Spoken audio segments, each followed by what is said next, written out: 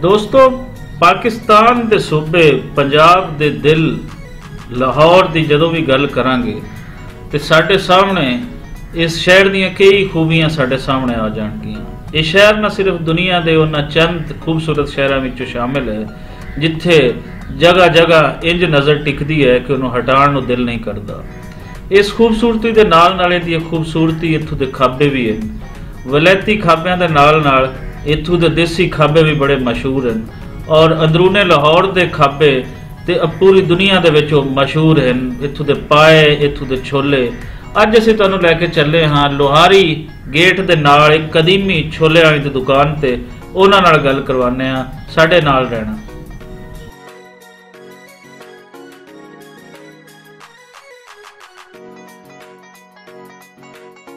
कदों तो चने इत्थे शुरू किए, ये किन्ने शुरू किए सी, किवें बनदे आ ते किन्ने मशहूर है? कुछ ज़्यादा नाना जी की दुकान है। 1960 तो पहले इत्थे चने बेचते सन। पहले साड़ी पहली प्लेट जी सी 2 पैसे की होंगी सी, फिर आना 2 आना आस्ता आस्ता 1 रुपया 2 रुपया अज प्लेट 50 रुपये की है। ऐसे चने पूरे पाकिस्तान के होर कोई नहीं मतलब बनाते।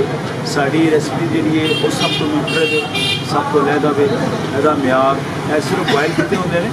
तकरीबन साढ़े मुल्क के जिन्हें नामवर लोग ने सारे साढ़े को आते हैं। सैयद नूर साहब साढ़े बड़े फेवरेट ने, ख्वाजा सलमान साहब, साथ भाई सारे तकरीबन जिन्हें जिन्हें नामवर बंदे ने वो साढ़े मतलब चैनल के शौकीन ने माशाल्लाह।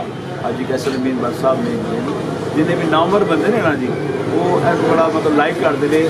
अच्छा सब तो वड्डी गल है कि झारा पहलवान अल्लाह ताला उन्होंने मनफत करे। ए लोहारी सारी गवाह है जिसले झारा पहलवान जी इतने आते सन अपनी पुरानी जी गड्डी के वो आके साढ़े चने का शोरवा तो चने बड़े शौक न लाइक करते सन। अच्छा उन्होंने एक आदत सी मैं बिल्कुल बच्चा सा वो आते सन मुट्ठी भर के ना ऐ करके पूरी परात के साढ़े हाथ पाते सन तो परात की माशाल्लाह उन्होंने मुट्ठी के साड़ी पूरी प्लेट आ जाती सी। लेकिन वो पैसे सानू फालतू दे के जाते सन।